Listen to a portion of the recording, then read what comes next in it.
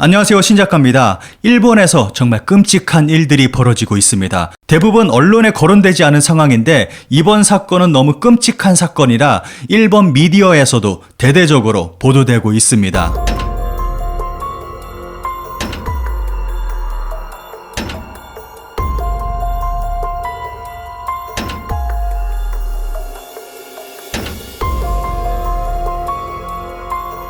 구체적인 내용을 보도된 내용을 통해서 살펴보도록 하겠습니다. 코로나와 생명의 선별 감염에 고립된 사람들, 현장 의사, 절망적이라 어떻게 하면 좋을지 몰랐다.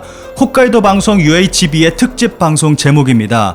다시 시작된 신종 코로나에 휩쓸린 홋카이도에서 최대 집단 감염이 삿포로의 노인 요양시설 바라토 아카시아 하이츠에서 90명 이상이 감염, 입소자 11명이 현장에서 사망하는 일이 발생했습니다. 5월 29일까지 홋카이도 내에서는 1066명이 감염, 86명이 사망했다고 발표되었습니다. 병원이나 요양시설 등에서 집단 감염 발생, 그중 가장 많은 92명의 감염이 확인된 곳은 삿포로시 키타구 노인요양시설 바라토 아카시아 하이츠입니다. 보도에 따르면 강이 부드럽게 흘러 느긋하게 시간을 즐길 수 있는 장소로 100여 명의 노인이 살고 있었다고 합니다. 이 시설은 입원해 있던 노인이 집에 돌아가기 위해 재활 등을 하는 요양시설입니다. 그러나 실제로는 가정생활이 곤란하거나 증상이 심해 요양원 입소를 기다리는 사람이 많은 것으로 알려져 있습니다.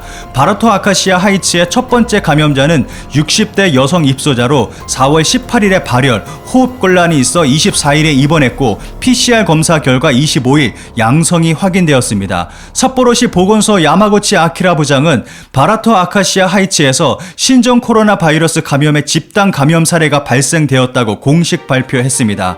요양시설에서는 70대부터 90대 입소자 14명이 감염된 것으로 밝혀졌습니다. 중증화될 위험이 높기 때문에 아카시아 하이츠 같은 간호시설에서 감염자가 발생했을 때 국가 지침상 원칙적으로 입원할 것을 요구하고 있습니다. 그러나 14명은 즉시 병원으로 이송되지 않았습니다. 의료 지원을 위해 시설에 들어가 진찰을 한 의사가 당시의 모습을 다음과 같이 이야기했습니다. 내가 처음 들어갔을 때 방호복을 입고 들어갔습니다만 심각한 재해지와 비슷한 상황이 느껴졌습니다. 그는 간호사의 수에 비해 치료를 요구하는 사람이 많았다고 증언했습니다. 건강 상태를 파악하는 인원도 그것을 수집하는 사람도 부족한 상황이었습니다. 시설에서 일하던 직원은 산소 호흡기를 사용하지 않으면 호흡하기 어려운 사람이 많기도 하고 모두가 심각한 상태였습니다. 라며 증언했습니다. 왜 원칙인 나라의 지침과 관계없이 입원이 아니라 시설에 방치된 것인지에 대해서는 삿포로시가 아카시아 하이츠를 운영하는 법인에 보낸 문서를 통해 확인할 수 있었습니다.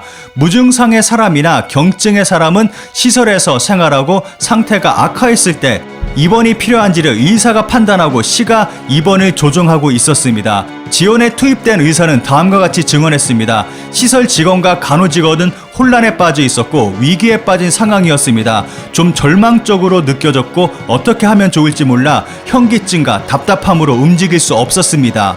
시설 직원은 일손이 충분하지 않았고 정말 힘들 때에는 주간 근무에 이어 야근에 들어가는 사람도 있었다고 증언했습니다. 시설에서는 감염자의 접촉으로 자택대기 되거나 휴직을 하는 직원이 잇따랐습니다. 식사는 1일 2식이 되었고 직원이 없기 때문에 배식은 불가능한 상태였다고 합니다.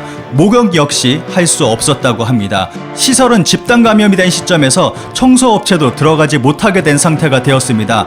청소가 전혀 되지 않고 있는 상황이라 시설은 점점 더러워졌다고 합니다. 집단 감염 발표 후 2주 남짓 지난 5월 12일 드디어 시설 감염자의 입원이 시작되었습니다. 하지만 11명이 현장에서 사망하고 말았습니다.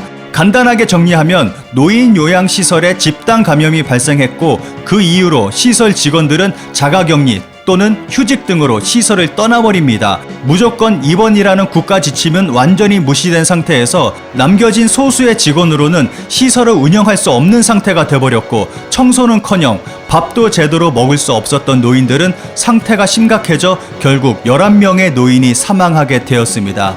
조금만 빠르고 철저하게 대응했다면 이런 비극은 일어나지 않았을지도 모르는 일입니다. 이번 일은 언론에 공개되고 대대적으로 보도된 사건이지만 알려지지 않은 비슷한 일들이 일본 현지에서 지금도 수없이 벌어지고 있다고 생각합니다. 이 영상의 제목은 난리난 상황, 이렇게 자극적인 제목을 달 것이라고 생각합니다. 하지만 일본은 이런 일이 발생했음에도 불구하고 잠잠합니다. 심지어는 피해자들조차도. 2011년 동일본 대지진 당시 후쿠시마에서는 병원의 환자들을 버리고 병원 직원들이 모두 도망간 일이 있었습니다.